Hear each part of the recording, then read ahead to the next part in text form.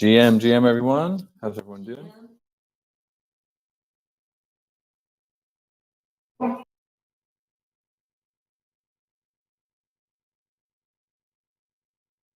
Let's see who we got on the call here. Good morning, everyone. GM, Hey. GM. Hey. How are you this morning? Good. It's been a nice little Sunday. Oh, yeah. I was just trying to do some XP drops, and this gas, man, it's rough. Oh, it's yeah, tell me about it. Like 500 giving out XP, burning like 50 Matic per core prop. So we have to we got to refill the hot wallet that does the props, but trying to get out as many as we can before the snapshot. It'll be fun to talk. Yeah, it'll be fun to talk about that when Matic's like $10. Be like, oh yeah, we're like the Bitcoin pizza guys, right? So seriously, spending this much Matic on fumbling the generational Matic wealth. Oh man, well, it's it is what it is. I was trying to address my gotchis for rarity farming last night before I forget. And it was just too unaffordable. It was going to cost me like 5 Matic or something like that. Yeah, this is why we moved away from Ethereum. This is crazy. Oh, we'd all be broke by now if we were on Ethereum. Can you imagine? Petting would be like, it'd be the ultimate flex, right? Yeah, exactly. All right, so I don't think we have a lot to talk about today. I put the show notes. I've been typing up show notes. They're in the chat there. I'll drop them one more time for you guys. We have a whole bunch of guest speakers, some confirmed, some unconfirmed. But we got a nice lineup here today, and I think most people will make it to this discussion. So let me drop this in the chat. And ZombieShepherd, Hardcore did the Miro board. If you guys don't mind dropping your links there, or if you haven't already, that would be great. And let me get this in the chat here for you guys. These are show notes for today, not necessarily in a specific order, but orders do get switched up last minute a lot of the time, but we got the general idea here. So why don't we get right into it? We don't got a whole lot of time to waste. So that's the mirror board there. Thank you guys. Just a note, we do have Ross on the call. Just want to mention that Ross is here and is able to take any questions about the directors or the foundation. Excellent. Yeah, and if I know you guys recently had your first foundation directors meeting, and so if there's anything to follow up on from that meeting, if you want to just go over it, that it went really well, we could do that. But yeah, looking forward to that. So let's start with our proposal review. So we have Agate 59, which was a 2023 DTF budget request that had already passed. You and I have already discussed dispersing the funds, so that's not a problem. Gotchi Lodge 2023, that's Agate 60, and that's for us to go to ETH Denver. There's a thread active right now, and we can touch on some bounty ideas we have brewing up later in the call here today. But the lodge is getting funded. We have a residence secured. I think travel is going to get booked here in the next week for a lot of the folks going. And it's going to be a good time. And there's a comprehensive plan. I think maybe it's a good thing to give you guys an update of what our plan is. So we can definitely get that out in the forum there. Agate 61, launching the Aavegotchi Forge. This is something we've been looking forward to for a long time.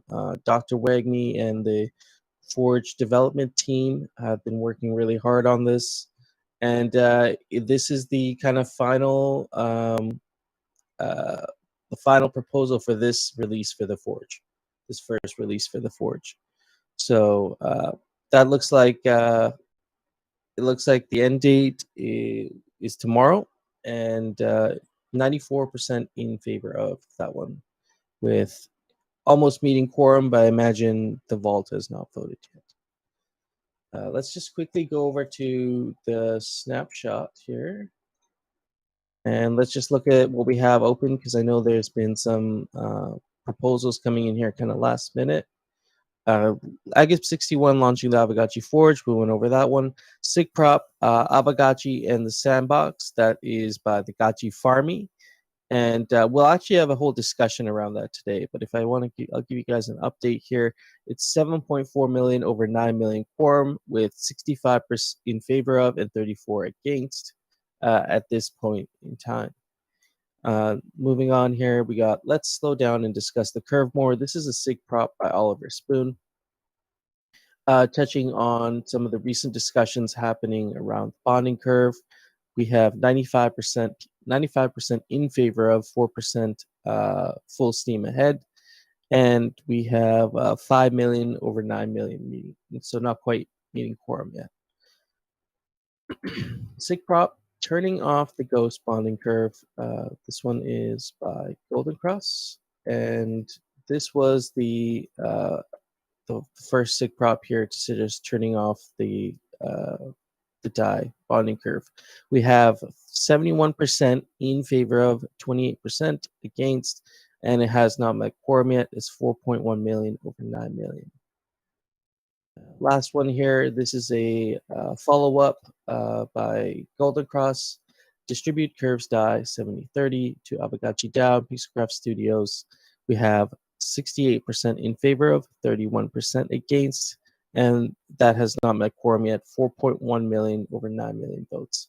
So we'll have a discussion around a few of these proposals here today. So I'm not going to get too deep in the weeds with it. Let's move on to our kind of unfinished business here, and just look over a few things that we've discussed over the last few weeks, and kind of see if we need to tie up any loose ends. So parcel rolls, that one has passed. I believe the core prop has passed. Do we know when we want to do the, like, are we thinking of an official kind of target date of when we might want to get the re-roll done?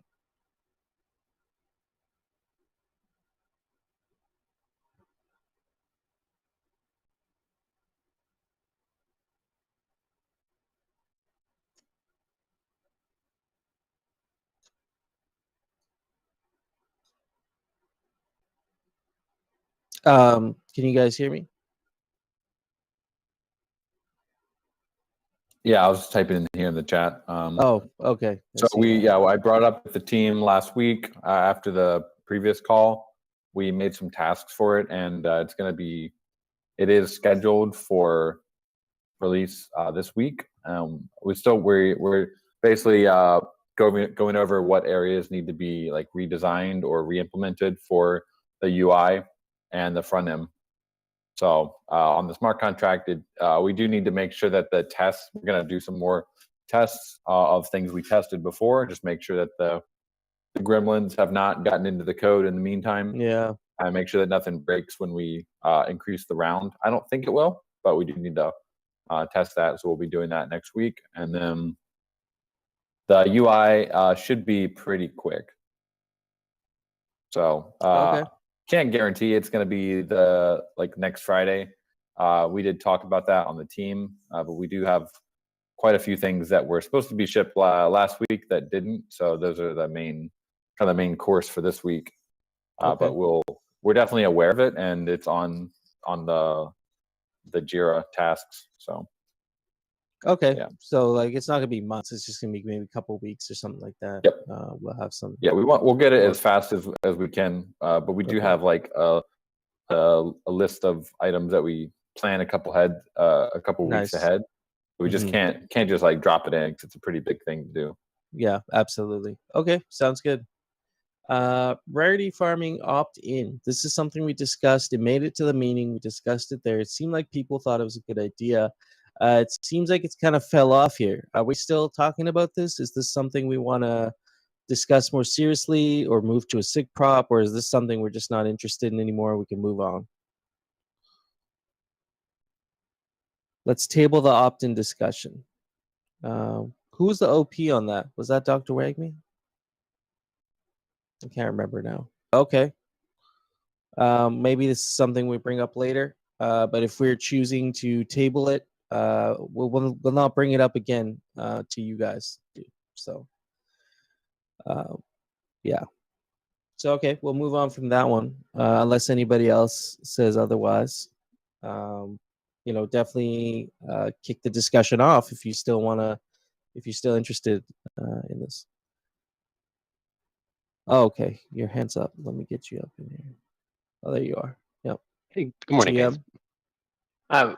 It's like too late for an opt-in strategy now, right? Like there's a snapshot in 2 days, and I think we pretty clearly, as a community, are on board for the idea of iterating on rarity farming, and an opt-in strategy can be part of that ideation. So let's just table. We have so much on our plate today.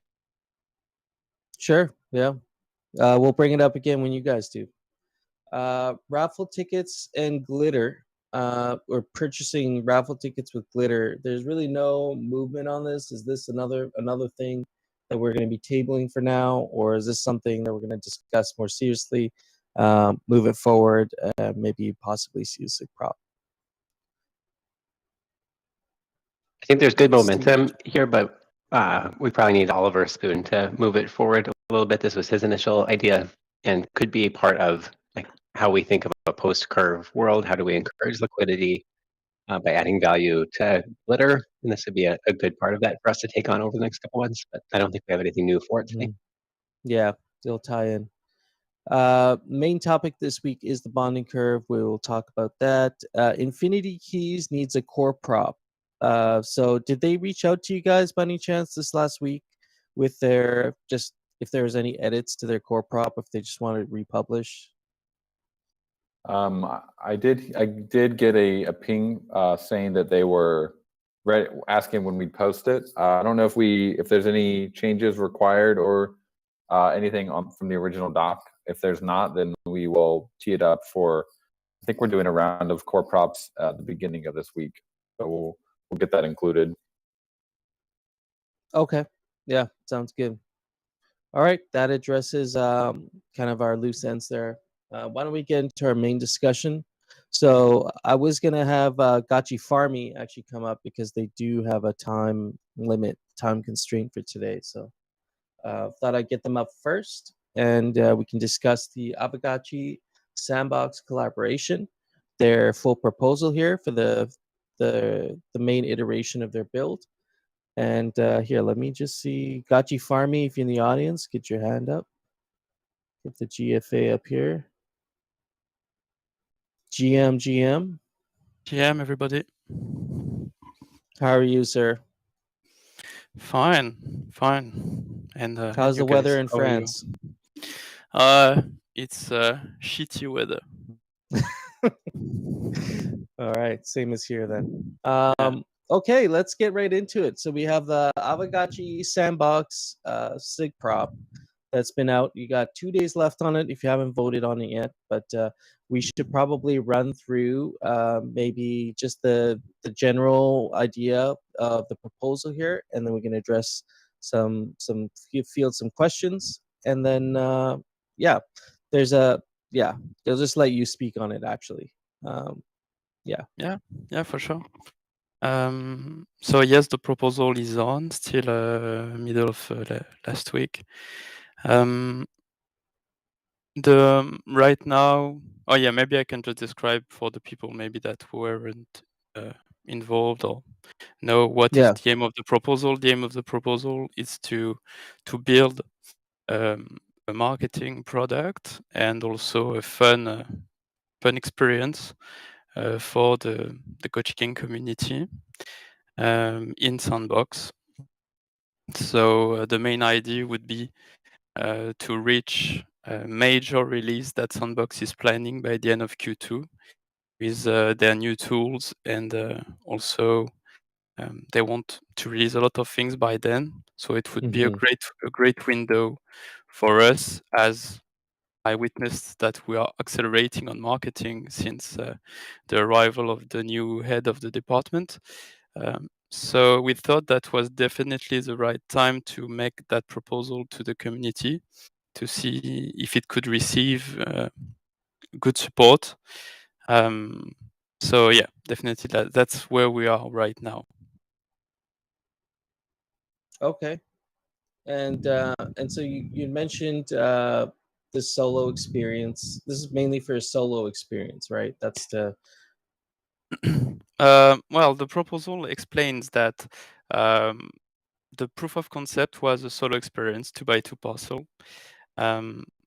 So definitely want to keep that one because that was kind of the promises that we were doing by doing that proof of concept that received a lot of great feedbacks that we are mentioning in the proposal. We received in the type form that was released during the 14th of January Hangout. So we took into consideration those returns in the SIGPROP proposal.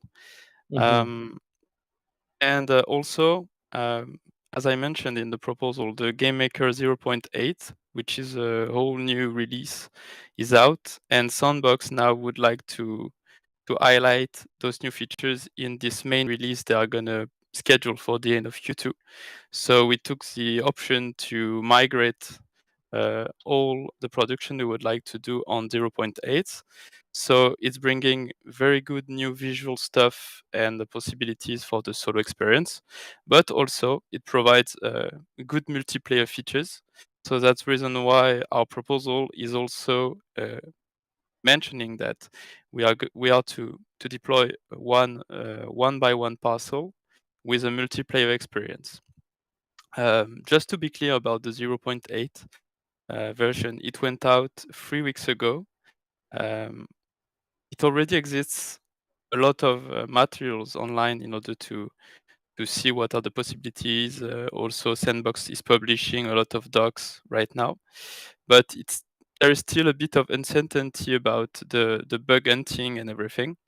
That's the reason why we are quite cautious about the time to spend on this one. And the Sandbox is sharing that vision with us as builders. We don't want we are going to do things we are not going to be able to achieve. So that's the way the proposal is settled. Okay, sounds good. And so, part of this funding for this, I guess the funding was broken down into three kind of main portions. So you have your production costs, and then you got the side costs for, tooling and promotion, creation, creation events, sandbox grant discussions and negotiations. Is there going to be any external funding that you guys kind of anticipate you might get either from the sandbox or otherwise towards building this out? Or is this ask more because sandbox is currently not dispersing anything like that? I know they had a game maker fund as well. I don't know how that's operational or not. Exactly. So it's mentioned in our SIGPROP proposal.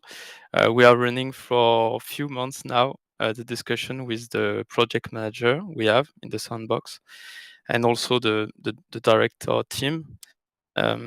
So they are definitely going to support us. That's something which is sure right now. So we should get a grant for the Game Maker funding. This grant is going to be allowed in order to develop the experience and also to bring more incentives for the project. So I can't engage 100% for sure about any amount or about anything about that, but that's something which is on good rails. To be clear, I have weekly updates with the Pixelcraft also for explaining the vision that Sandbox have and make sure that it's on the right line with what the Aavegotchi project has in mind.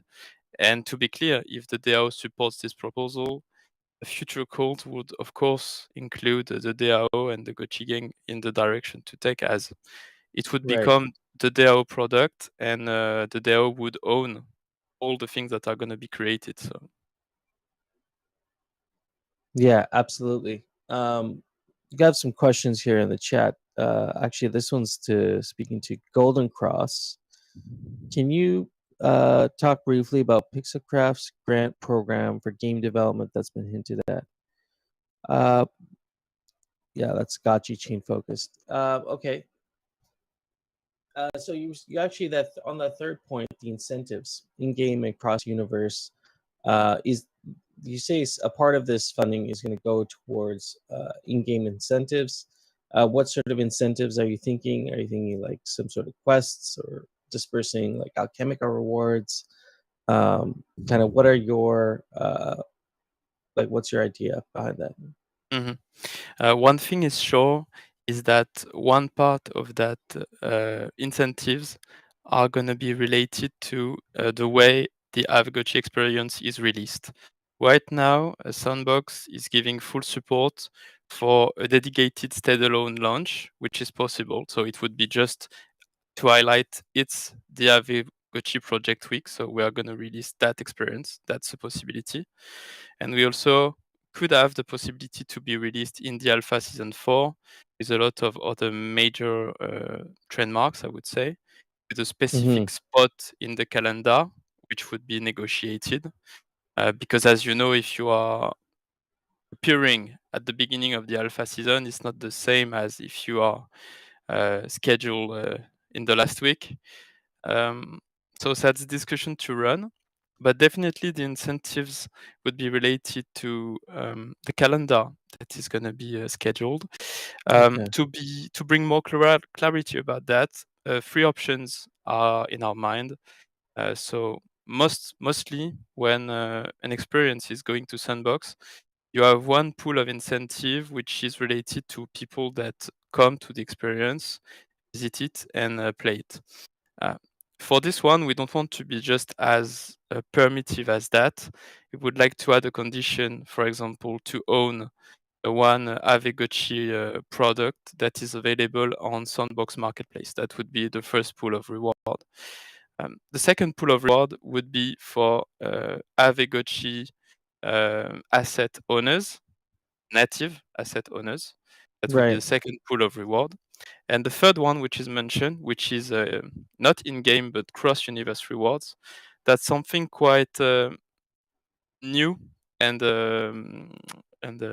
innovative. I don't know how to say it in English, but we want to do something that was maybe done in little ways in other project, but that's something we talked to Sandbox, and they were really excited about that.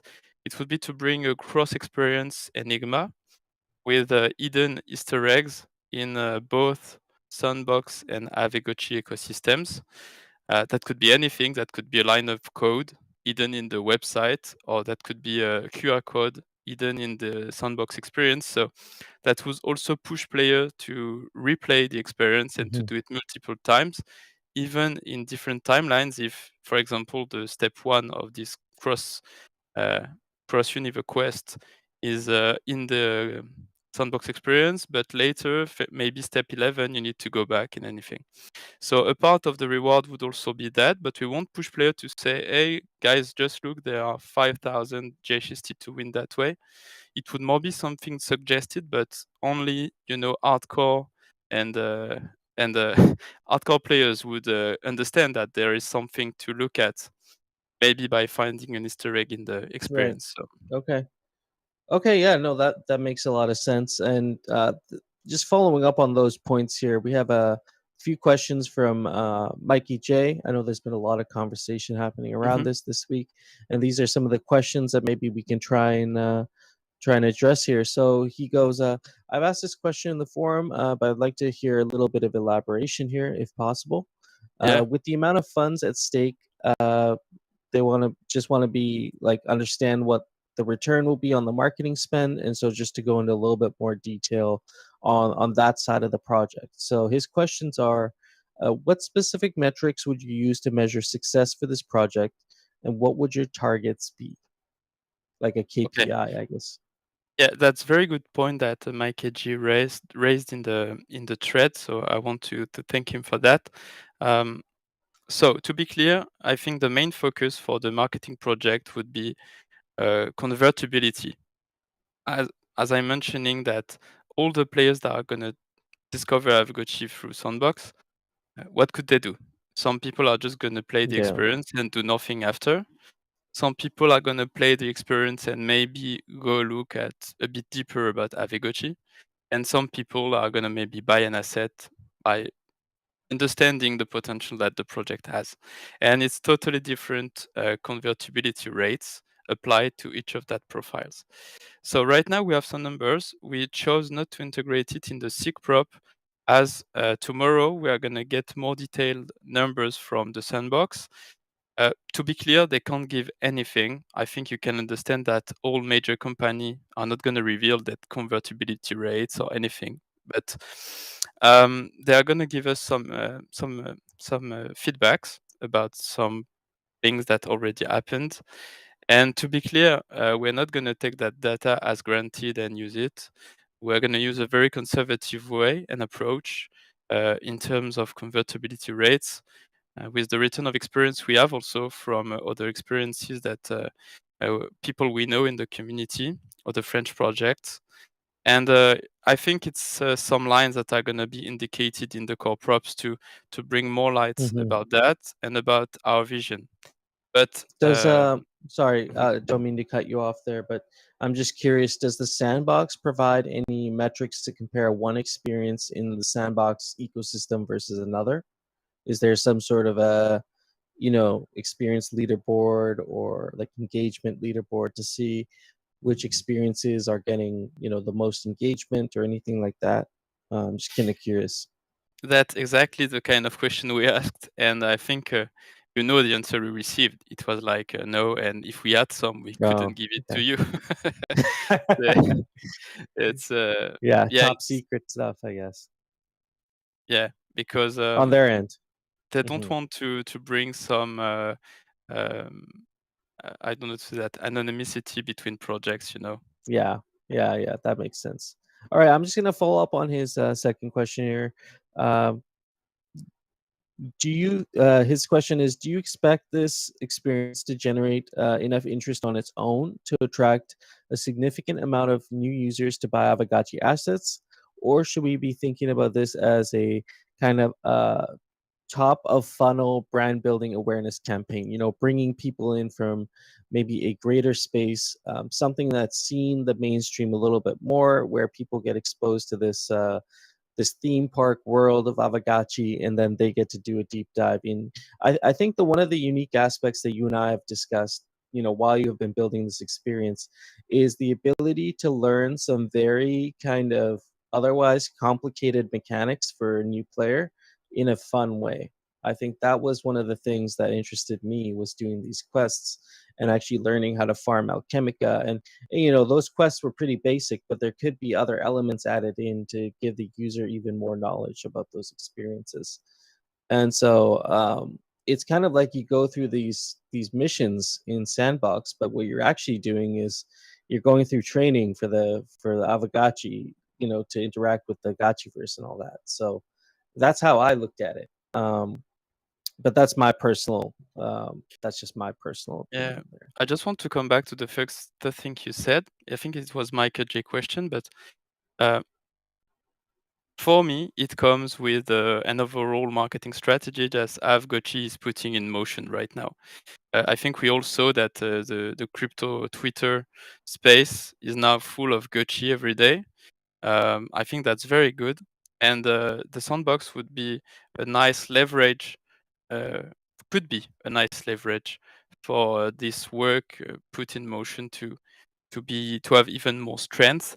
And I think I mentioned that multiple times, but I'm gonna say it again.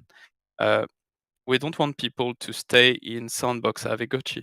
We want people to come in the Gotchiverse. So that's also part of the overall work we are going to have to do with the budget request, is to coordinate with the whole Aavegotchi ecosystem.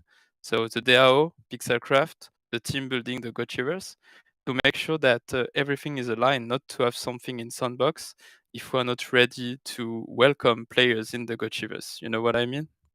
Yeah. And I want to be very clear about the cost presented, because I saw a lot of discussion about that.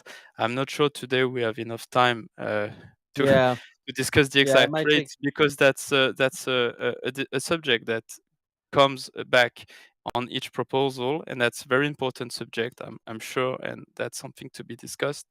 But about the things integrated, it's the whole coordination and interfaces that I think, if it's an external firm that do the work to create the experience, this top layer of coordination, understanding of Aavegotchi ecosystem, and being part of it since the beginning is something that is going to be lost. So that's the reason why we try to answer it with the as less. I don't know how to say that. We try to answer those questions with the most honesty we could. Yeah. And that's what's included in the rates and the proposal. Yeah. Okay. I mean, if anybody has specific questions, I think you did provide a line item breakdown somewhere in your ask of what each thing is going to cost. So if someone has a specific question regarding that, we can take it here. But I agree. I don't know if we'll have time to go through all of it here today. Okay, let me just read some comments here.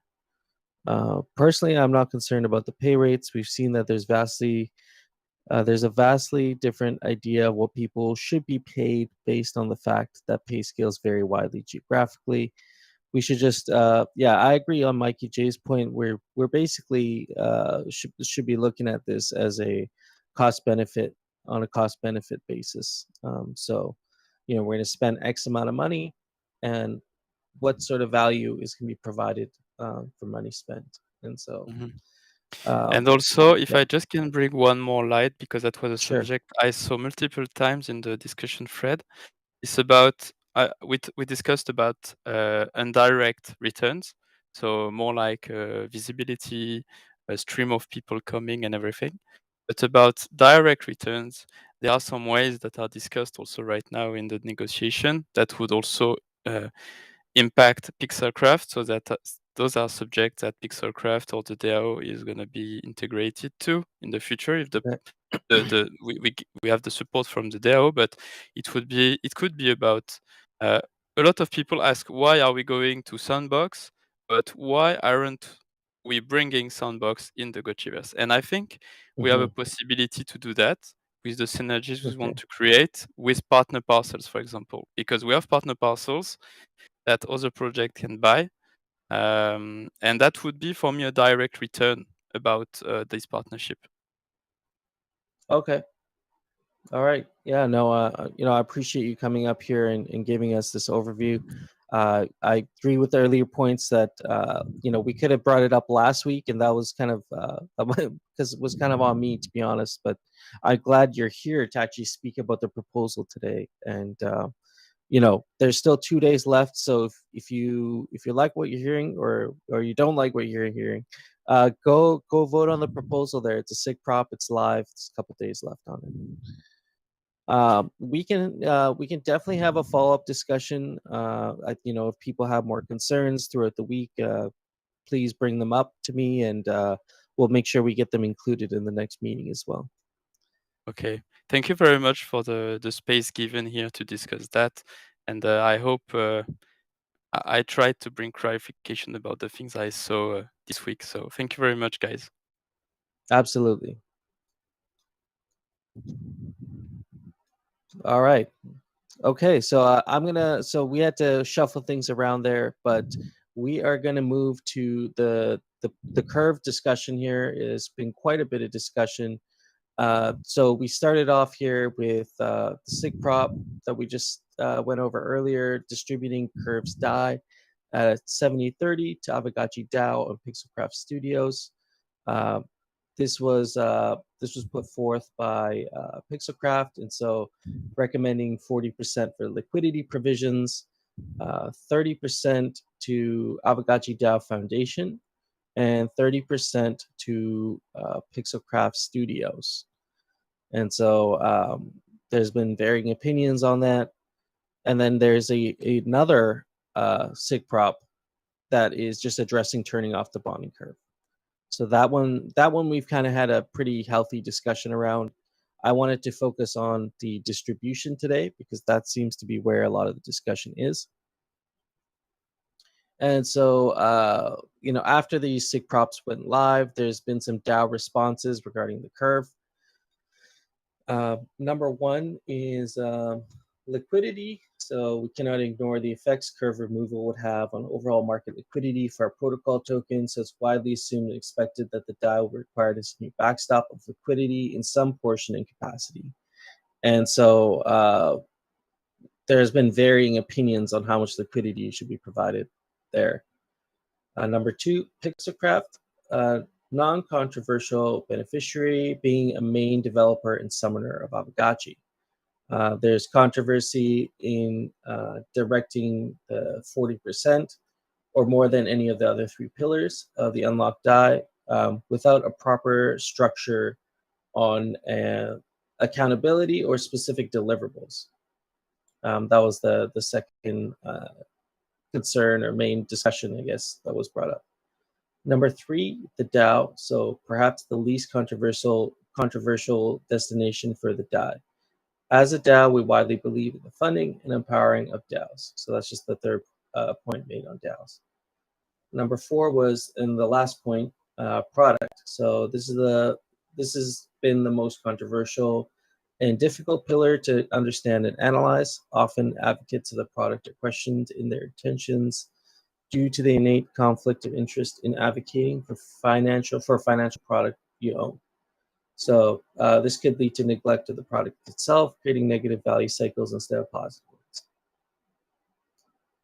And so good time to follow that up with Oliver Spoon made a point to make a SIG prop and suggest we maybe slow down and discuss the curve more, because there are, I believe, 4 threads open right now. And it was hard to condense everything into this one post here because there are so many opinions, and kind of want to look at this as a zoomed out, a zoomed out discussion on that.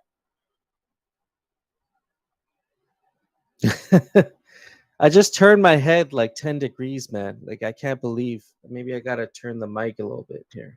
There should be a setting for like making it more omnidirectional. Yeah, probably. Here, let me try to do this. Okay, maybe this might be better. I don't know. It's pointed right at my face now. So there's no way it's gonna catch any other direction now. That's good. Takes practice, I guess. Where was I? So it'll be the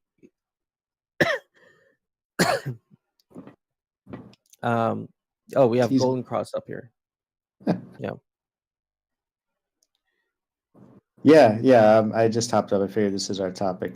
So yeah, absolutely.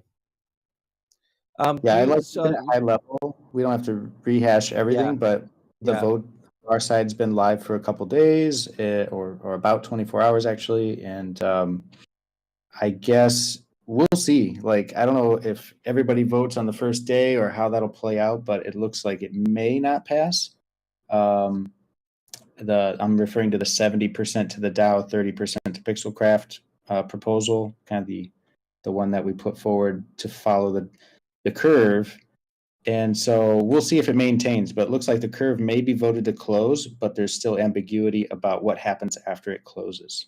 So I don't know. I was talking with Dan a little bit on it today. We were both running around Sunday here, but generally I think first of all, it's out of our control, but we generally feel our proposal is still makes sense, and it already is dialed back compared to what we originally wanted to do, which was a little bit more aggressive on the budgeting for 2023 with the 40%.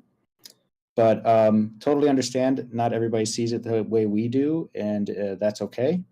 So me personally, like my position is, I hope it passes. If it doesn't pass and people see it differently, that's fine. My biggest fear would be ambiguity and a long, drawn-out decision-making process around what to do once the curve's closed, which means the whole thing just turns into, the vowel in FUD is uncertainty. So we want to avoid uncertainty, and I think clarity would always win the day.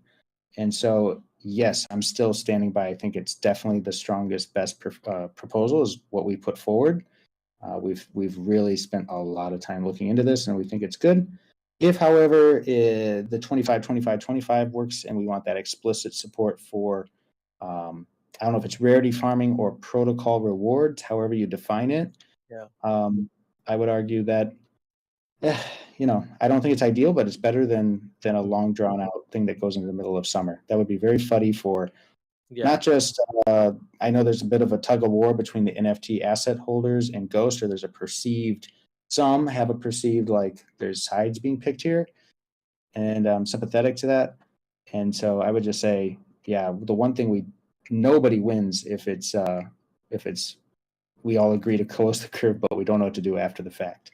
Better we either don't close it, or we all coalesce around something we can get excited about in the near future. Yeah, absolutely, and I appreciate you coming up here and kind of going over that.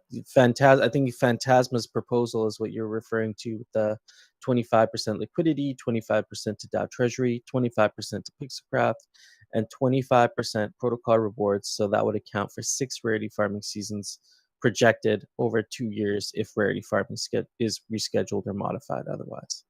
So that was his alternative. And on the points you just mentioned there, it kind of leads into the next part of our discussion. And we do have Dr. Wagme up here, who has suggested maybe possibly like putting together a DAO curve transition team that would actually be responsible for addressing a lot of these points and making sure we get to the promised land, which is to, hopefully move away from DAI and ultimately kind of diversify a little bit, de-risk in that sense a little bit from exposure to DAI. So we have Dr. Wagme up here. I don't know if you're able to chime in on what your ideas are behind the DAO curve transition team, and if some of the things that we've discussed up here are things that the team would be able to address. Yeah, sure. I mean, basically, we have a lot of work to do, right, in a post-curve world. If we have, millions of dollars in assets to manage, and we need to manage liquidity, and hopefully we're earning interest somewhere. Like, what are we doing with that interest? If we are hoping to allot 25% to protocol rewards, is that denominated in Ghost? If it is, how are we getting that Ghost? Are we doing daily purchases? Who's setting those up? There's just a ton of work that needs to be done, and ideally we have a core team that helps run liquidity and treasury management, right? And this is like what they do, and they would be able to meet with whether it's Balancer or QuickSwap and be able to lay out options for the DAO. This is what we've looked into. These are the different partners in the community that would put rewards if we put our treasury with them. I know that Dan and Jesse are specifically hoping the DAO can do the liquidity and manage its treasury, right? I think that's part of the transition from cocoon phase on. But I understand this is a lot of work that needs some underlying expertise, and there's a lot of differing views on what to do. So trying to bring the community together, people that are really interested in this, and have some expertise in the DeFi and treasury management world to put together a couple different plans for the community to consider. And that we might not have everything perfect, right, when the curve closes, but at least we can have some different strategies and have a team that's responsible for putting those together. And there's been zero engagement on that post. I don't know if this is something the community is even interested in, or if you guys think that we can hash it out over hourly meetings every Sunday. But I'm feeling personally a little bit more urgency for a solid plan and some ownership over all of that work that needs to be done. Yeah, if I could second that, just totally think that what Dr. Wagme is proposing here is super important, especially in a world where Pixelcraft is taking less of a hands-on approach, because part of the reason that we had, if you go back to the original proposal, the very number one thing of the 7 things we listed is basically backing up and making sure that even if it was kind of a backstop, even if the DAO wasn't organized and wasn't agile and able to deliver on things in a timely way with the liquidity provisions, at least we could come in with X amount in LP. So if we go to 25, 25, 25, we just have a lot less to work with. And it is kind of basically a signal of confidence from the DAO that they're able to take over more responsibility. And so that I think speaks to some of the lessons learned over the last year. like what Dr. Wagme is proposing, I hope there's a piece in there that adds some sort of compensation for the no doubt significant hours that will go into this. It's a big responsibility for whoever's on that kind of liquidity provisions team. And so I think it's not that different than what we proposed, where we were signaling 40% to the DAO, but earmarked for this purpose.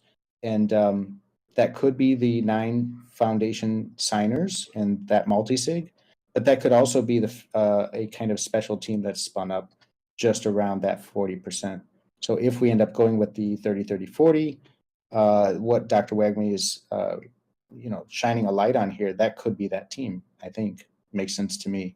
And if it's the 25-25, then it would also go to reason that some sort of dedicated team that could have these, you have to be able to have like a point of contact and specific negotiations with these exchanges and with different parties. At Pixelcraft, we can hand over some of our account management and some of our contacts. There's no issue there, but it's a job. And so just hope that it's set up in a way where people aren't getting burnt out and like get a week into it and are like, why am I doing this? This is so awful. So yeah, and to be fair, like real hours, it's gonna be real work. Like liquidity is not, it's not a super time consuming thing once it's set up. Once it's set up, you kind of just monitor the pools, and there's not really that much to do with it. If you're basically just setting it and forgetting it. If you're trying to do a more of like an active strategy where you're like, if you were using V3 without Gamma or something like that, then that's very time consuming. But if you have automation and you have the target for what you're trying to achieve, it's really just about moving things around a little bit once in a while and rebalancing. So it shouldn't, it's more about the initial strategy. Yeah, and in that initial strategy, it's a big part because there's the negotiation part. So if you're just assuming you're going to just plug into a DeFi interface and just you don't have to talk to any humans, then yeah, that is exactly what Coder Dan just said. However, we understand that there is margin to fight for example, when the bridge to cross and bring Ghost for the first time from Ethereum to Matic happened, there were negotiations that had to happen, real back and forths to fight for that yield, right? That didn't happen in a vacuum. And so a similar situation presents itself here, where we've already had contact with some opening, floating of ideas with certain parties. And if we're able to fight for good terms for Ghost, then that's something that we'd have to hand off to somebody to deal with if it goes the 25-25 way, or even in the other world. Like what I'm saying is, yeah, you could just plug into the DeFi, but you're leaving a lot on the table. So, yeah, you're not going to get the yield that you can get by actual human contact and setting up these kind of meetings that we have with various teams.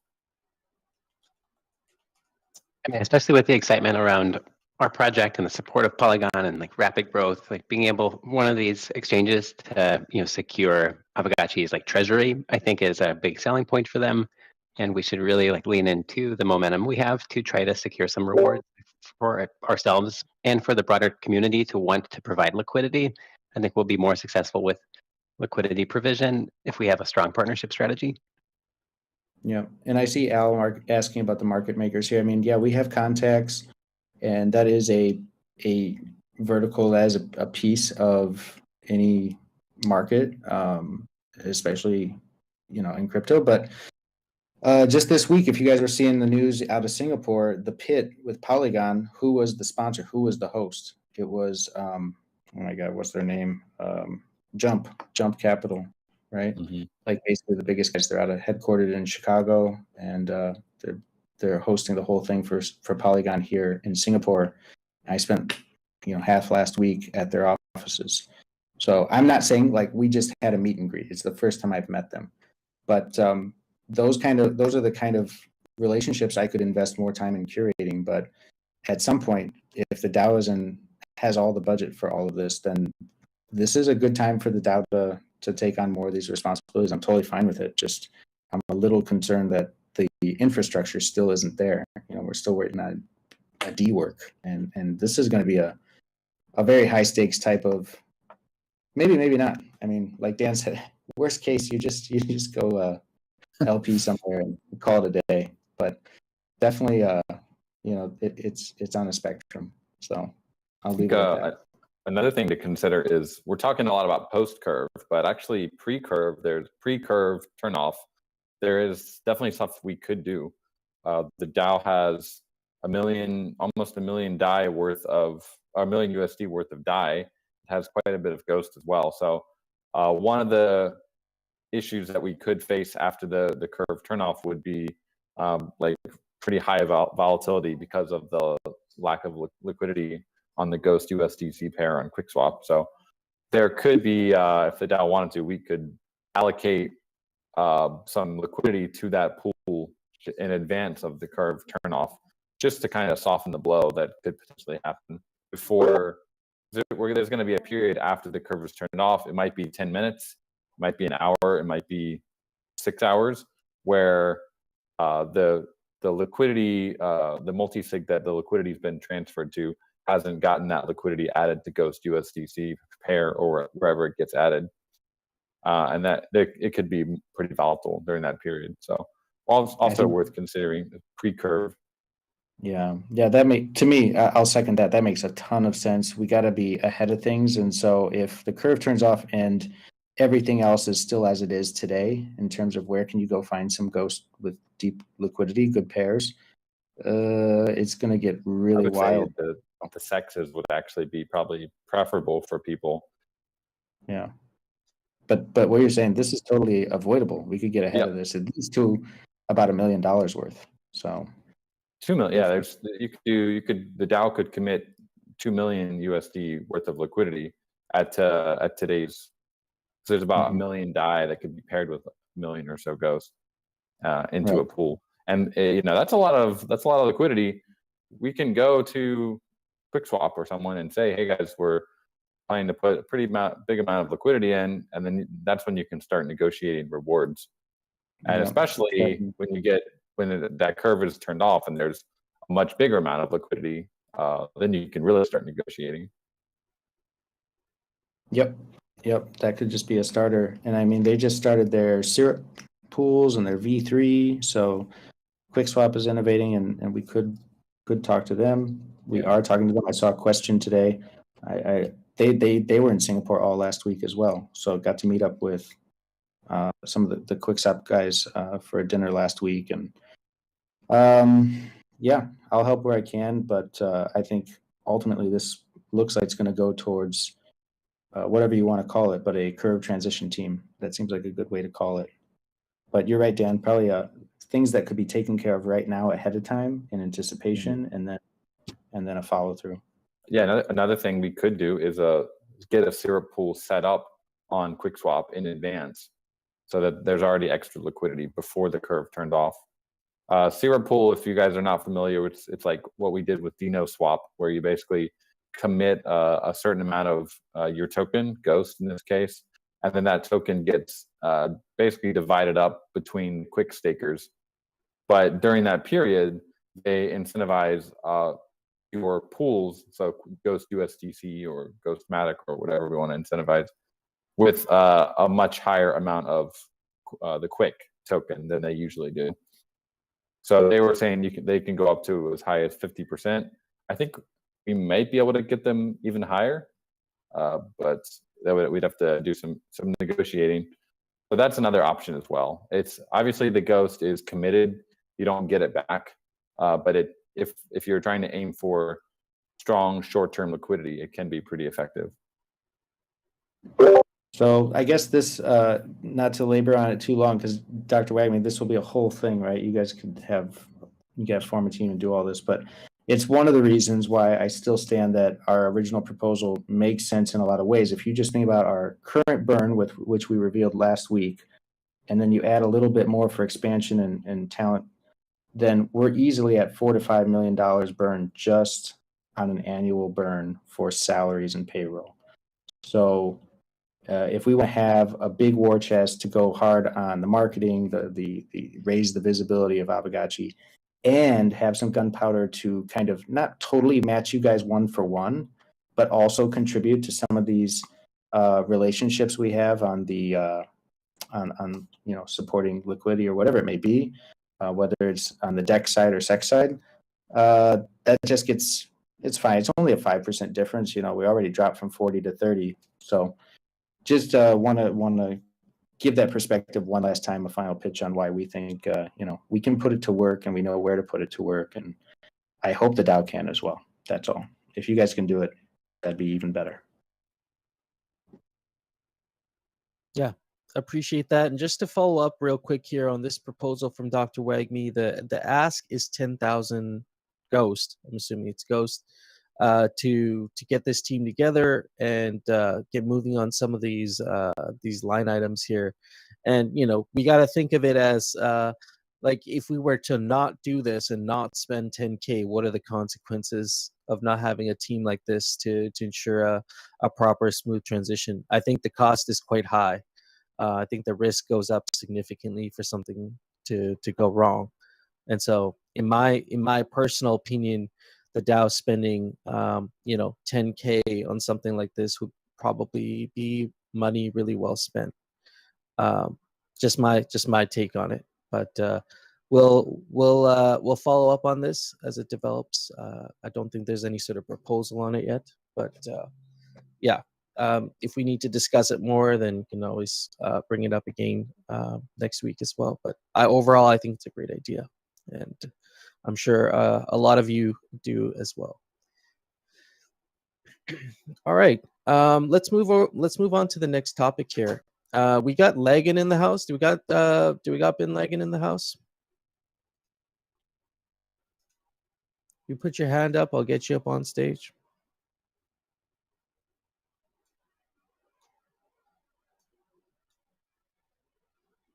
He might not be here. Oh, there we go. GM. Hello, guys. GM, how are you? Doing good, man. Doing good. Right on. Excited. I appreciate you taking the time. I know you're on the move right now. But yes. It's good. We can take some time real quick here. Just want to give you a minute to explain your game you're proposing to the DAO, Aavegotchi, and kind of what your deliverables are for this. Like, what's your concept? What are your deliverables? And then we can talk about the ask as well. Field any questions while we're at it too. Cool. Sounds good. Okay, so I'll just a overview of what the game is about. Exactly. Yeah. Basically, it's a turn-based strategy game based on the Gotchiverse map. So we originally designed it as a tabletop board game to be played like any other IRL board game. And our request basically right now, what we're trying to do is create the digital version of that, so that basically the community can have access to it and be able to play the game. So yeah. The game is basically one of the main features of the game that we're really excited about is that it pays sort of homage to the community and the DAO. One of the concepts that we really kept in mind throughout this game was how one of the greatest assets we have in the community is our community, basically the people and the characters and all the different personalities. So one of the main features of the game is our guild cards, basically, where we have you can collect different prominent members of the community as playable NFTs that you build a deck out of, and basically they become the battle commanders in the various battles that take place in the game. So it's sort of like a cool play on the idea of the DAO is the RPG. We're trying to gamify the DAO, create sort of like outlet for inner community aggression, you know what I mean? And really one of our bigger goals is to create one of the first sort of guild versus guild competitions. Like we really want to become the default competition for guild versus guild stuff in the Gotchiverse, you know? Okay. Yeah. And so you're thinking like tournaments between guilds and that sort of thing, having this big kind of so regularly hosted tournaments, you know, so to know basically which guild is on top, you know. Yeah, wow, okay, that's kind of a flex too for the top guilds there that can really do well with this. And so these NFTs, the NFT cards, are they going to be like? I guess they're going to be their own cards, not like fake gotchis, right? This is like its own. It's its Well, own, we completely thought its own thing. we considered that Okay. at a point, and we're still really open to the idea, but it could really go either way. So I'm hoping to see what the community thinks, what their ideas are about it. The whole concept of the guild card is that it is sort of like it is the way where you add a level of personalization, basically, in deck building and creating your own Yeah. personal strategy of how you want to play the game and how you want to battle. Are you more of the full on attack type of dude, or do you want to be like the more like defensive guy? Do you want to have the more like the cards that have more kind of cunning effects? So there's a lot of variety, and there's a lot of different ways where you can build the decks. And another cool thing that we came up with is basically the idea of substituting guild cards with wearables. So the guild card would be a sort of it would be a barrier to entry. You'd have to have a deck, right? It would be a deck of 7 cards. And the way we envision selling these cards is in packs of 3, where you would get 3 random cards. But you would need to probably buy a few packs to be able to get the appropriate strengths, right? Because it needs to be balanced in a certain way. So certain cards have different battle strengths on them, and you couldn't enter a game with like all top level cards. Basically, you'd have to have a mixture of some like lower strengths and stuff like that. Okay, so, very interesting. Yeah, so we decided that I mean it was one of our goals is that how can we use the assets, basically how can we use the gotchis, how can we use the wearables, and this was the most straightforward way that we found is we can just simply substitute. So basically you can build a deck out of guild cards, but if you don't want to buy guild cards, you can build a deck out of your own wearables, or if you only have a few guild cards, you can make a combination of guild cards and wearables, basically. And that adds, This is very cool. yeah, so it adds a level of randomness where you know what the person has in his deck, but you don't know what he's going to play for this battle. So he's attacking you with a strength of 5 against your 4, but you don't know what guild card he's going to play or what wearable he's going to play to add in, you know what I mean, more strength or whatever. Add an extra effect. Okay, yeah. That's what I was trying to figure out is where's the crossover with any sort of Aavegotchi like asset, whether it's fake gotchi or wearables. This makes a lot of sense. Okay. I'm just going to quickly go through some of the goals of Strategachi here that Hardcore was put on the Miro board here. So, engage the community with a fun and competitive game, provide an outlet for competitive gaming between guilds, which is what you just touched on there, provide new utility to protocol and Gotchiverse assets. That's what we just discussed with wearables. Creating a sync for Gotchiverse and or protocol assets and tokens. Do you see a use case for tokens in this as well? Well, yeah, definitely. That was one of our initial ideas, to just charge a small amount of KEK or to play the game, and sort of like a buy-in. You know what I mean? So if like it's a game of like 5 players, each person goes in with whatever 10 KEK or whatever, just a random number, and winner takes all, or winner takes a percentage, and then you know what I mean. We burn a percentage, the DAO gets a percentage, something like that.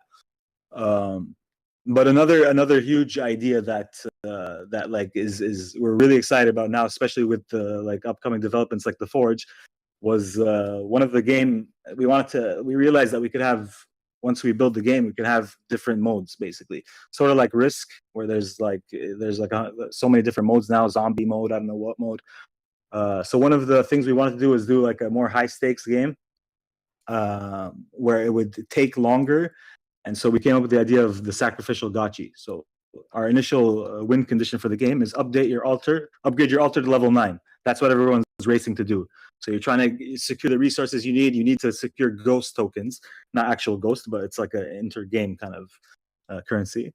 And each round you have the ability to spend some of that ghost to upgrade your altar, or you can do other things with it. Very cool. So we thought about what if it gets to a point where it becomes obvious who's going to win, basically. You know what I mean? One guy is took control of all the resources, and he's basically going to, in the next 3 rounds, he's going to win the game if he just pumps his altar.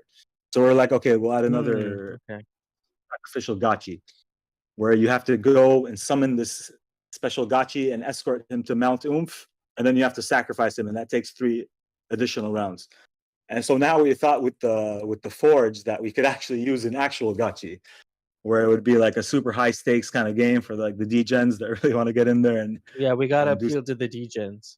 Yeah, so you would win like you would actually, everybody would put some kind of buy-in, whether it's a gotchi or a wearable, and then instead of winner takes all, it would be like winner takes the alloy or the essence of the losing player, something like that. Okay, very cool. All right, we've addressed a lot of points here. I think you've got people pretty excited about this, and so we plugged the post there if you want more details on the specific rules, because they do have quite is quite strategic, as the name suggests.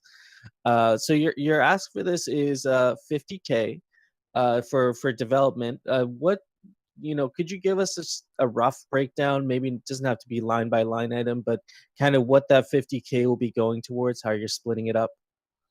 Yeah, sure. Well, it's like I said, this is like really, really rough estimate, and the majority of the cost will be distributed between our devs. Game design, asset creation, UI design, UX, and project management, basically. And so we're currently actually working on the actual breakdown, the budget, and all the milestones, so that everything is this is a really rough estimate. Right. But that should be coming pretty soon, hopefully within the next week or 2. Okay, yeah, I mean, yeah, that's going to be good for, to have that as the SIG prop. Just looking in the chat here for any questions regarding Stratagotchi here. Tabletop game. Coder Dan asking why does the tabletop game need a dev? I mean, what aspects, I guess, is the dev working on? Well, basically, we have to make the game into a digital version, right? So it's as if we're recreating and redesigning the game to be played on a computer screen, as opposed to be playing on an actual board with pieces. So it takes, I mean, from a design perspective, there's work that needs to be done, and from the game dev perspective, it's as if we're building any other game from scratch, basically any digital game. Yeah. Coder Dan is demanding the physical set. I was like foaming already. Like, I just take my money. Like, I want to buy it.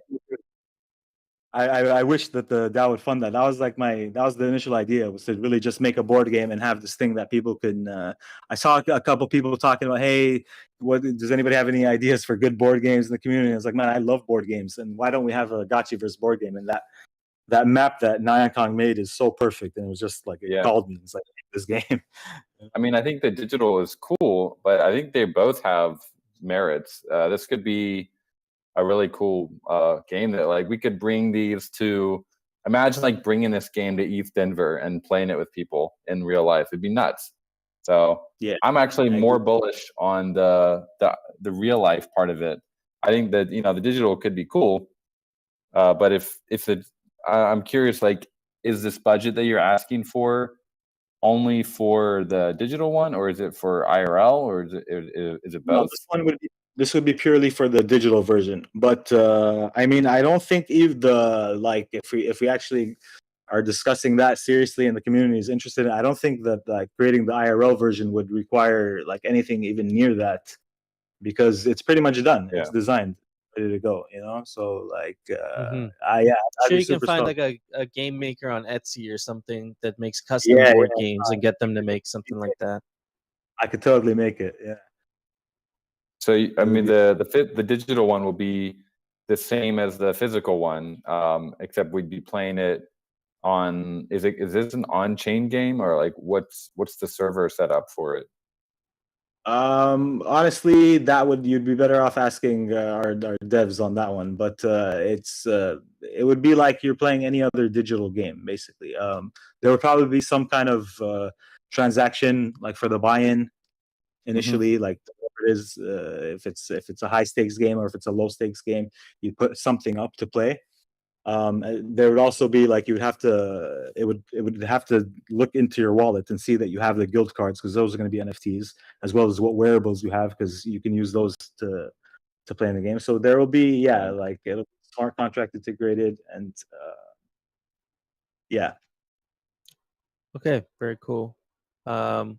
See if there's any other questions. People just excited, debating. People want to do physical after digital's done, which makes sense. Would love to get some time together and run through ways we can maximize value to Aavegotchi assets. So that's something maybe for you to follow up on, after the call here. But I really appreciate you taking the time here to share this with us, get us excited about this.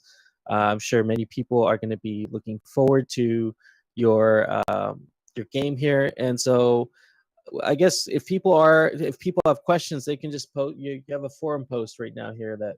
Yeah, I'll send a link to it right now. I would love. I mean, that's like really that was the goal of this introduction. Is yes. I want to get you guys' brain power in on this with me. You know what I mean? I think I created a pretty cool game here. We tested it out. It's fun.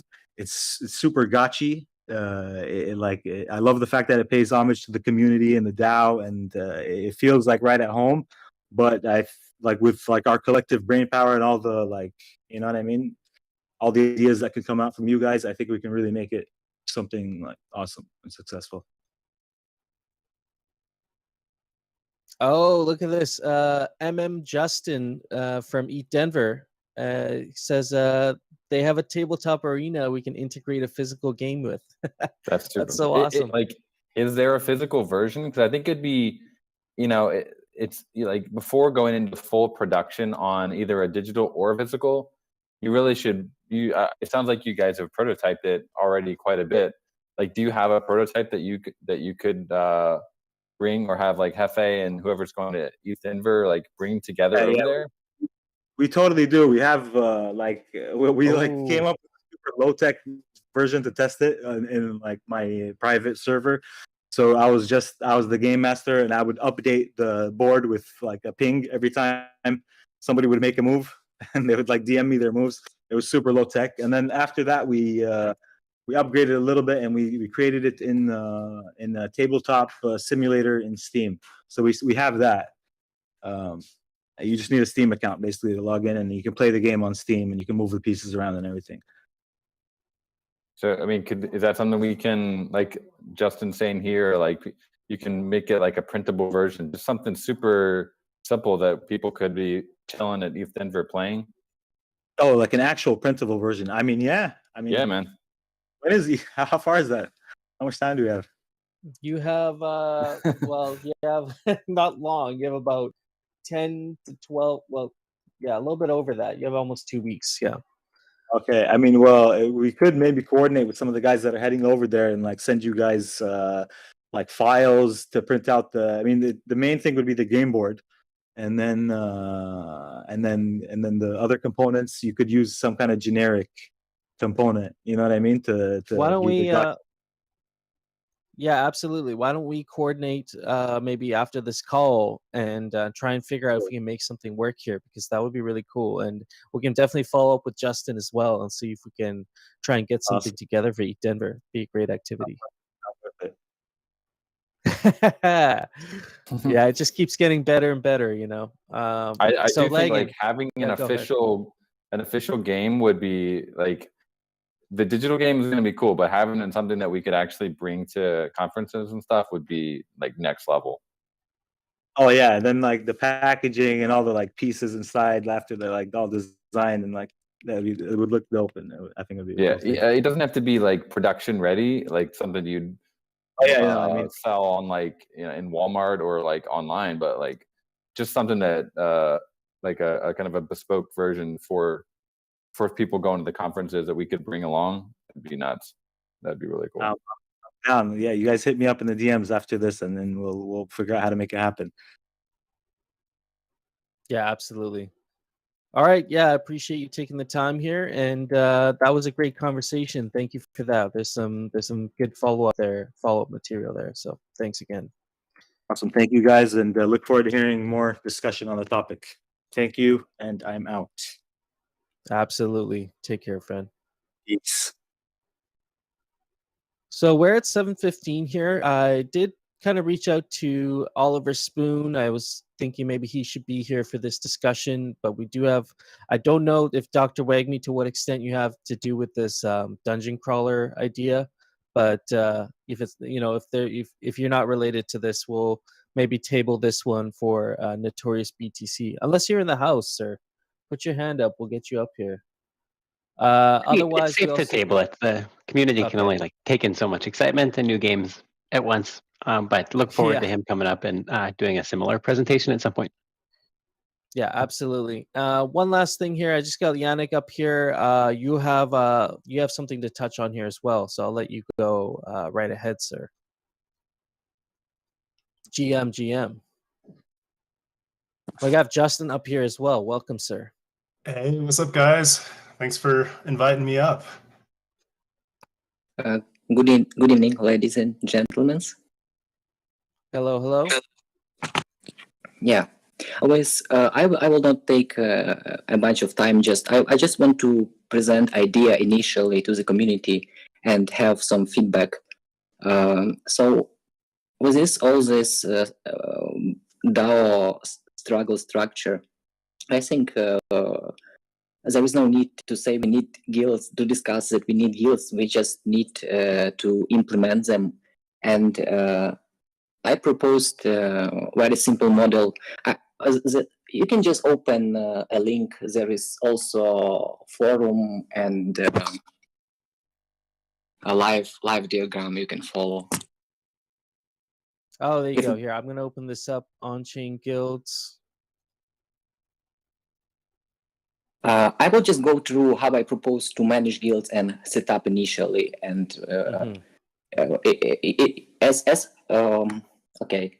So with this model, I propose 100% on-chain guilds registry. And from a user perspective, from like a guild leader, it will look the following. It will look like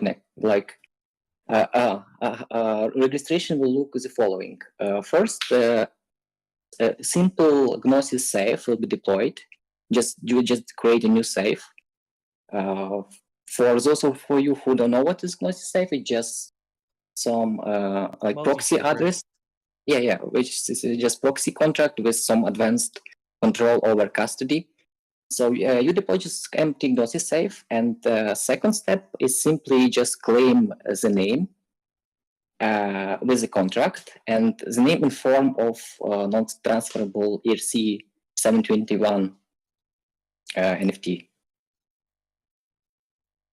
So you get an NFT by registering as a guild. You'd have to have a valid Gnosis safe for that, right? Yeah. So you have at this point you already have a guild because you have guild address, new empty address with from your Gnosis safe. And this Gnosis safe has guild name. So at this point, you already have your base guild with one owner. And next step, you can add all related members and addresses to your guild just by adding them as owners. Okay, what just very simple, right? Very simple 3 steps. And what you receive from this framework. You receive guild warehouse or inventory because your safe is actually like work. It can contain NFTs, rewards, etc. So you have a name, which is cool. You have easy to sync guild stats. You can easily pull up how much guild has voting power, assets, what type of the guild it is, are the performance, because all data is on chain. And which is all and final but not least important, I think is very nice that we teach people how to use safe, how to be comfortable with multi-sigs, and I think it's very valuable for any community. Yeah. Go ahead. Sorry. No, this is like simple process of creation. Okay, I will not bring it a bit further. There is maybe there is some questions or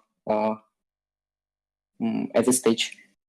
Yeah, absolutely. I think so. It sounds like you're kind of in the early ideation phase. You're getting this idea out of an on-chain guild where someone could deploy an empty Gnosis safe and then claim the NFT name in your guys' contract, so your guild would be registered now.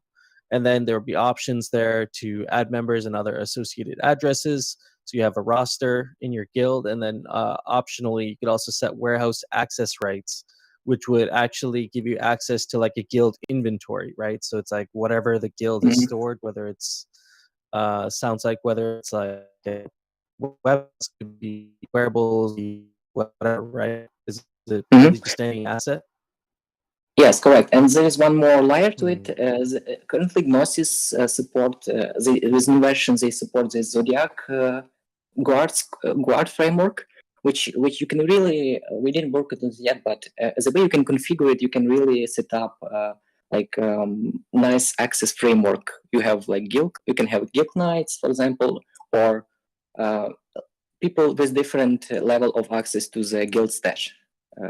So that's what is like next level, because it can be managed without it, but what I also want to, as a next update, to work on. And yeah, it would be nice to see how people, especially if we have some kind of tournament, or it would be nice to see how people will collaborate if they, because since you have this guild, you can kind of like act as an entity, apply, you have same stats with Alchemica, you have some stats with Alchemica with how much you burn glitter, etc. So I think it's having this as proof of concept. I think is very valuable, and it's like first initial. I'm showing it to the public, but we are working on proof of concept, and I think it will be done soon. Yeah, very cool. So what I'm seeing here is it's almost like a guild dashboard, but also an asset management tool for guilds, which is, we love our Aavegotchi guilds. I think that's one of our biggest, one of our most valuable assets in the Gotchiverse are all the guilds that have established themselves there. And it's just so cool. I haven't seen it in pretty much any other game where you have these organic native guilds forming around a specific wearable or a specific aspect of the game that they like. And so, we should be trying to sophisticate our guilds for sure. And with the arena battles coming up, the great battle itself, you could see there being a higher need for coordination. And so maybe having something on chain for guild management would be ideal. There are other guild management tools, but they don't address some of the specific things that we need here in Aavegotchi, specifically in a guild, like access to wearable inventories and do like wearable sharing. And you can plug it into all others. For example, Mr. Logging is preparing the game. He has guild in it, so he already can. If he is players, he don't need to add guild logic to his game. He just can pull up whatever guild are registered, and he has guild-based statistics. Same for arena. Yes, it can be done. Like if we, I think the strategy will be, we will develop it. We already have guilds on Fireball, but it was just simple like GitHub pseudo anonymous list. But if we bring it to guilds, to on-chain and like battle tested on Fireball, see how many people are interested in committing to the guild, creating guilds. We can we can then bring it to other parts of Gotchiverse and collaborate with other games. Absolutely. You can sign GMI up for that one. We'll be happy to help you out with that. So at this point, you're getting the idea out there. Is there a place people can go to discuss this if they have questions, or do they have to DM directly? Is there a thread? Is there a thread out there right now that people can? Yeah, there is thread, there is Discord post, and I see your on-chain. I would appreciate help, especially from Solidity developers. And otherwise, like we other like UX and statistics and etc. We are covered fully, but we need at this point we need help with Solidity only. Okay, good to know. So any Solidity devs out there, reach out to Yannick. Yeah, and if you have any questions, concerns, yeah, D-work, we could actually put a bounty up for you guys, for your project, and maybe you give me the specifics and we'll get that up there. On-chain guilds discussion there. If you have any questions, concerns, go hit it up, share your thoughts. I think it's a really good idea, something we could use and very valuable to all our guilds, adding more value to our guilds, which is something we always want. I appreciate your time coming up here. I'm sure this won't be the last time we discuss this, so looking forward to future discussions on your idea here. Thank you. Yeah. All right. Well, with that being said, we've kind of come to the end of the line here. We talked about, we ran through many different ideas here today. The DAO has been brainstorming some really good things, cooking up in the background, and I'm excited for this year with everything you guys are doing, from strategic board games to sandbox experiences to guild, to guild infrastructure. Yeah, we have Justin up here as well, and I want to give you a chance to speak because you are deeply involved in ETH Denver, and we're very excited to go. Our DAO is sending a group of people, including myself, to represent Aavegotchi, and so just kind of wanted to give you a chance to speak on ETH Denver, and if you have any specific thoughts to share, we're ready to listen. Yeah, right on. Thanks for the intro. Yeah, I was just chatting with T-Bird and letting him know that, we want to make gaming a bigger and bigger part of ETH Denver. If you don't know who I am, I'm one of the founders of the event. And so I've been basically managing the operations the last 5 years, which have, it's just kind of grown from this grassroots. Let's pull this thing together into like, holy crap, 20,000 people are planning to come out this year. So it's kind of been quite the ride. But I will tell you, coming from the esports and gaming world myself, I've even run a LAN center for a number of years previously. I've just been deeply embedded in like gaming and esports culture for a long time, and just want to bring a lot more of that to ETH Denver. And so, yeah, I've been, thanks to T-Bird back at MCon, like, I don't know, now that was like a year and a half ago or so. That's when I started getting into Aavegotchi. Yeah, just interested to see if you guys wanted to get a little more involved with this. And, this is kind of the first real year that I would say that we're doing this blockchain arcade as more of a focus. We also have this idea of 5 neighborhoods basically that people can that the different projects hang out in. And so one of those is NFTs, gaming, and metaverse. And so we built the blockchain arcade within that area. There are also, of course, a number of sponsors who have bigger activations throughout that area.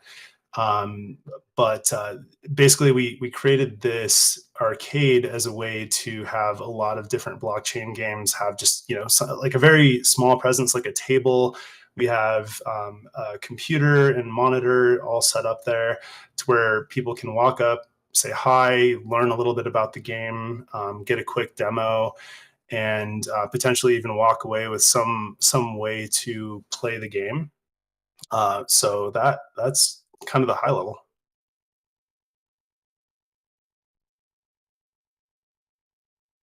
So you guys are going to be out at the event, and I guess I was talking with T-Bird specifically about what you would want to do it in a demo station.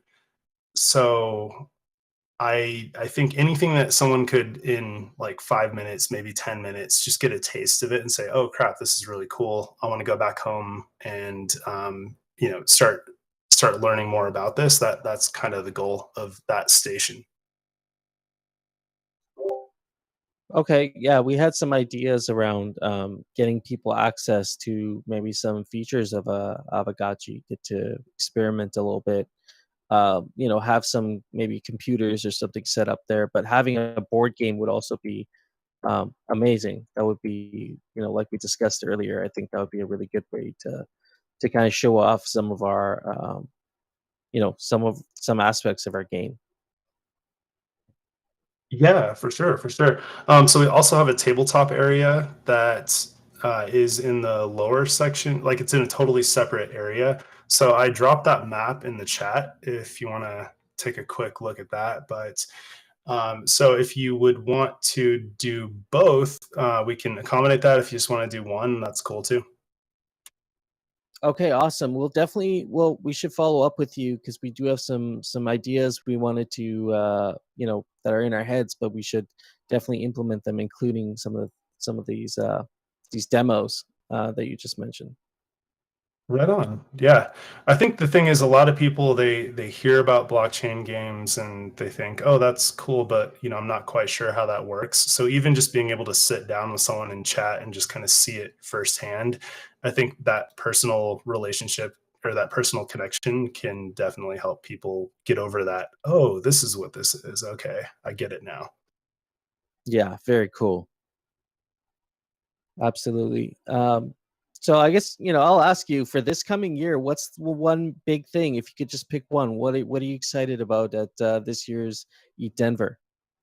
Well, we've been at this place called the Sports Castle for the last 5 years, and they decided to sell it and then chop it in half. And so last year, we already had a ton of people at the event. We were still able to use it for one more time, but we had tons of lines, and it's like we've always been this. Our goal has been to allow pretty much anyone who's coming for the right reasons to get in, and we don't charge ticket costs or anything like that. So we launched a DAO, Spork DAO, recently, and so essentially it's free to join, and you get free access. And now we have a much larger venue that people don't have to stand outside waiting in line to get into. We just like we've always had this 24-hour kind of culture to it. So it opens on Thursday at the main event and goes all the way through to Sunday. So I'm extremely excited for a lot of the design and fun areas of the event, and that so many more people are going to be able to actually enjoy it rather than stand outside in line waiting to get in. Oh, that's awesome. Some great quality of life improvements there, it sounds like. Yeah, awesome. All right. Well, we'll definitely have to touch base here and follow up. I think you got us pretty excited with the board game aspect, so we definitely want to make that happen if we can, and maybe we can get just touch base on some aspects of Eat Denver. We want to make this a maximally valuable kind of experience for the DAO and Aavegotchi protocol overall. So really looking forward to the event. It's my first time going. So I'm really just so stoked on going. Well, you chose a hell of a first year to come, because I feel like we finally kind of got our shit together, I guess you could say. It's always been fun, but this one will be particularly amazing. Awesome. Grateful to have you on, sir. You're welcome here anytime. And yeah, thank you for sharing Eat Denver 2023 outlook here today. Yeah, most definitely. Look forward to seeing a bunch of you guys there. Absolutely. We got Ross up here on stage. Sorry for taking this long. I just definitely want to give you some time here. I know you guys had your inaugural directors meeting, so maybe just a follow-up discussion. Yeah, absolutely. Just I'll let you roll with it. Mm-hmm. Yeah, sure. So yeah, as reported, we had the first sort of informational meeting with the directors of the Aavegotchi DAO Foundation. We went over the Constitution. We had some good comments from the directors about tightening up some language about which tokens could be involved in sort of directing the DAO Foundation, as well as clarifying that the foundation is a proxy for the DAO, and it's basically going to be a vehicle to do interesting things like hire additional dev teams, and I think make the protocol a bit more decentralized in terms of doing practical on the ground sort of cleanup stuff. So yeah, I think that the meeting was great. Everyone's been very thoughtful and I think pretty attentive to the responsibilities, and we will begin the filing process this week. Thanks everyone for sort of patience and for checking in on the process. These things take time, but doing it, I guess, the correct way, especially as a sort of decentralized community, can be challenging, but I think we're very close to the finish lines. So yeah, full steam ahead. And if people haven't had a chance to look at the former constitution, hopefully that's been shared and circulated. And if not, I'll make sure to sort of send the draft along.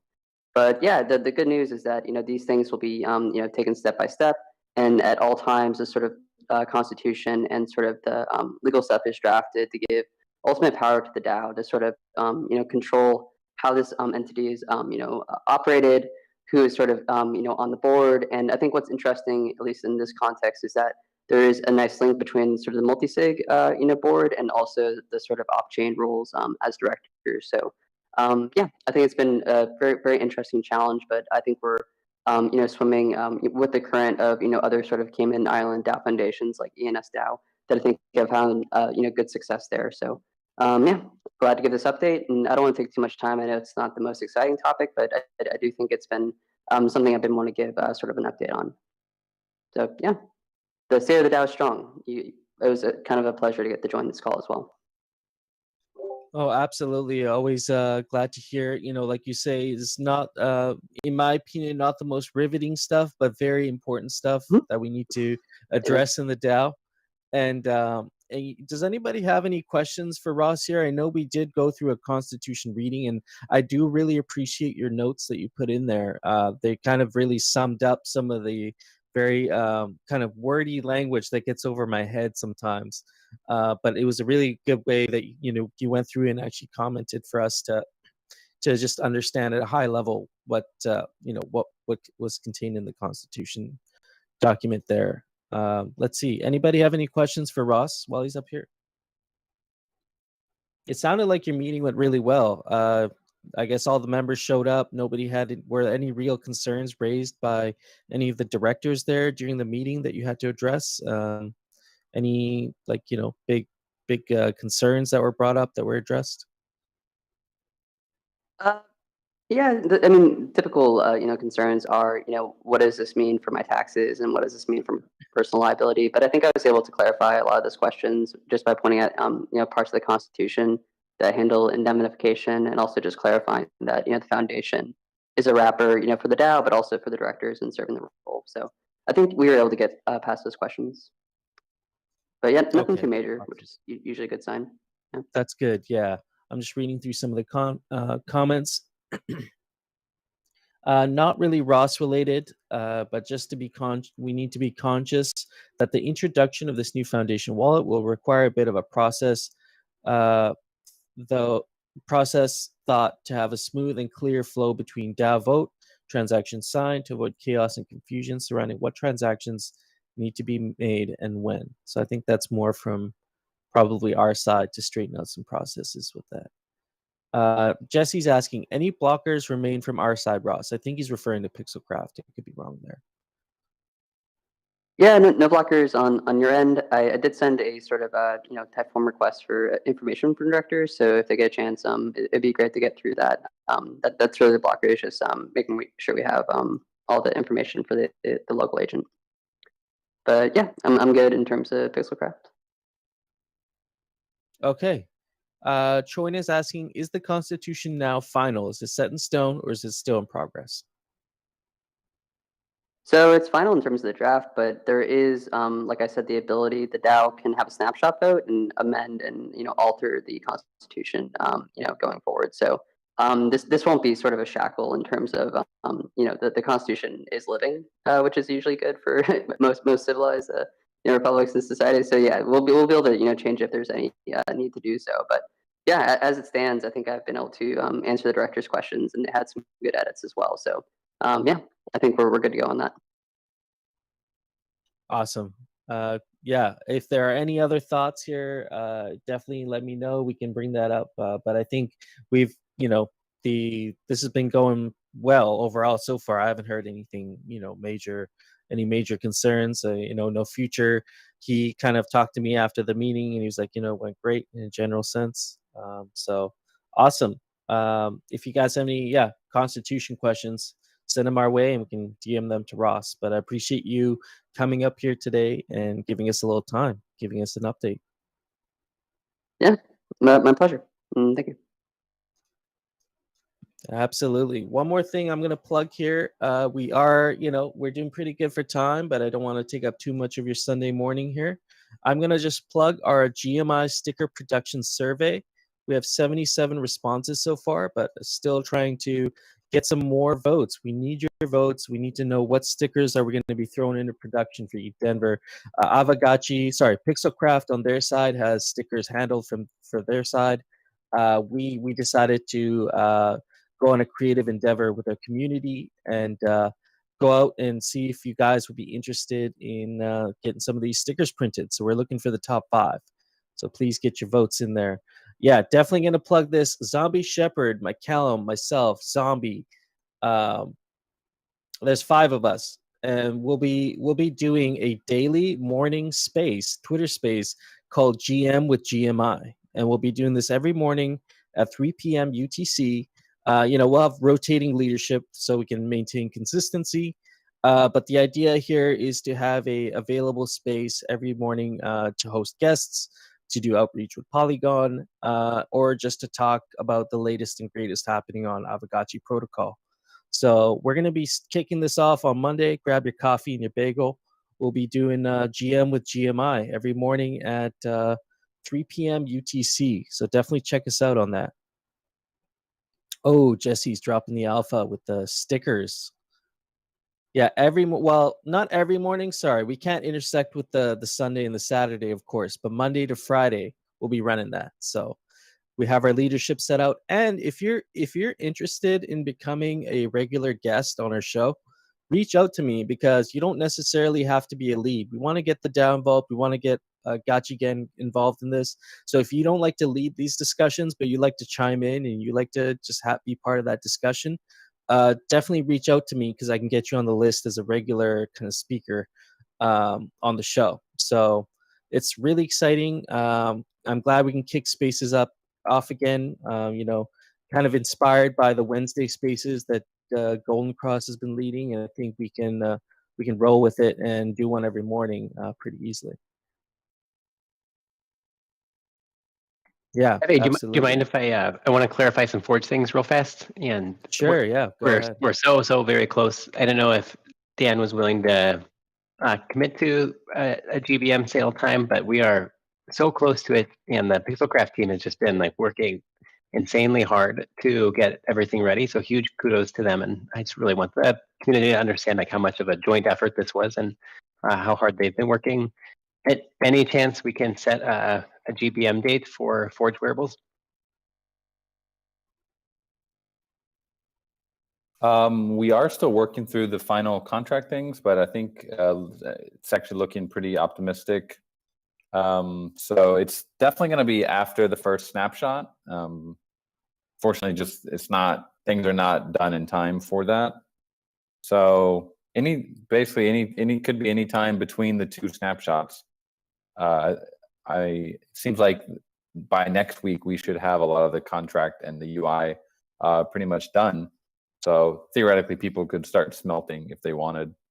But as far as the GBM, do you guys have any preferences when you prefer to do it? Obviously, before the second snapshot.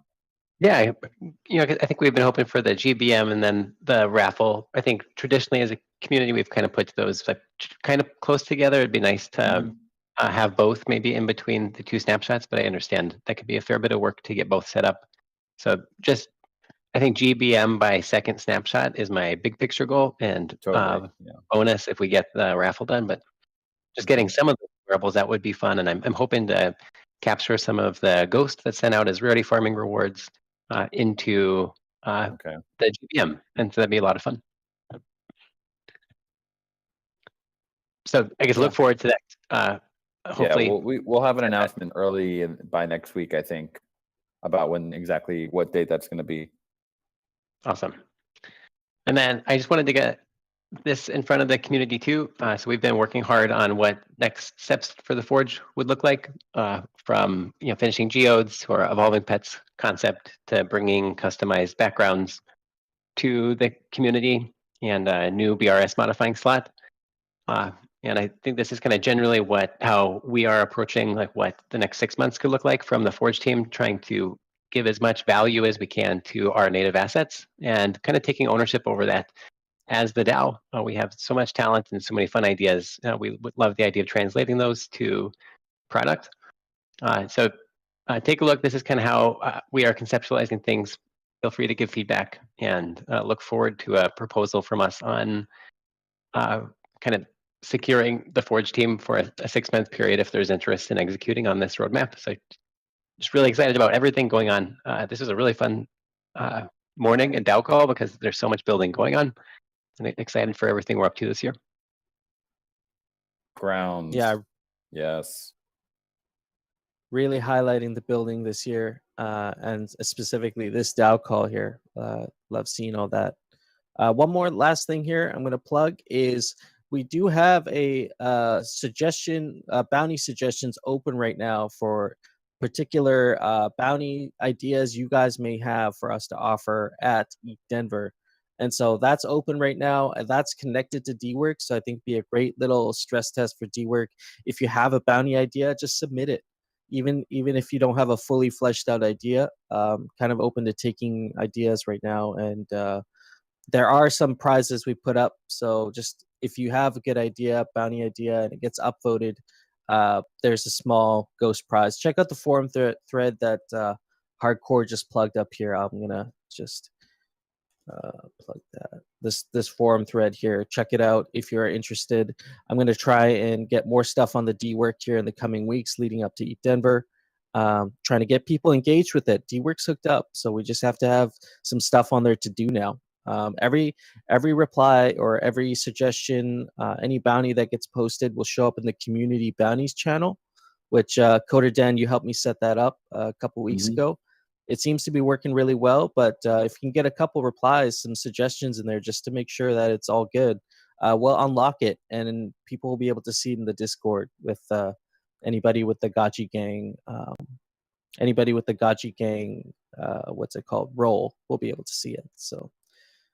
So that's that. My little update on DWork. We should start using it now. It's ready to go. And the first thing we have hooked up right now is the community suggestions for DWork. Eat Denver bounties we can offer. So go check that out. This was a great DAO call. I don't think. Do we have anything else up here that anybody else wants to touch on, or before we close out for today? Nah, it's been really productive call. Yeah, I think we're looking really good. I got this call has me a little bit pumped, to be honest. Actually, quite pumped for the weeks coming up ahead. I think February's going to be it has been and will be a huge month for us. So appreciate all 55 of you in the audience hanging out here with us today and making it this far on a Sunday morning. I know it's probably not the easiest for some people, but we all make it here, and I just love it, man. This is my favorite day of the week is the Sunday DAO call. Despite waking up at 5 a.m. for it, it makes up for it to be hanging out with you guys here. So just want to say I appreciate everybody here, and I hope you enjoy the rest of your weekend. Join us on Monday morning at 3 p.m. UTC for our first episode of GM with GMI, and we'll be talking everything great on Polygon.